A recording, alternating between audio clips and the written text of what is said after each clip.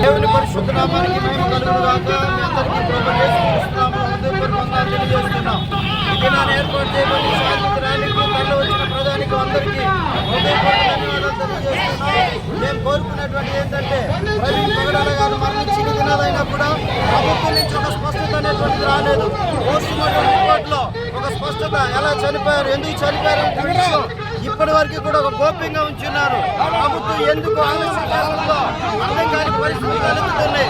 కనుక మేమందరం కోరుకునేటువంటిది ఒకటే, వినుకొండ నియోజకవర్గంలో ఉన్నటువంటి అన్ని క్రిస్టియన్ జాయింట్ యాక్షన్ కమిటీగా ఏర్పడి మేమందరం కూడా ఒక స్పష్టమైనటువంటి న్యాయం జరగాలి.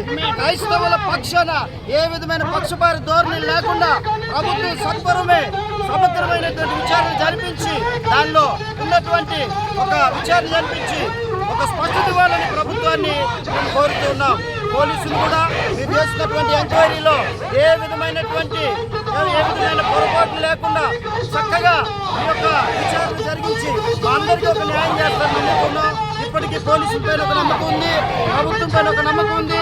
ఖచ్చితంగా మా నమ్మకాన్ని మీరు నిలబడతారని ఆశిస్తూ తెలియజేస్తూ విన్నవించుకుంటున్నాం.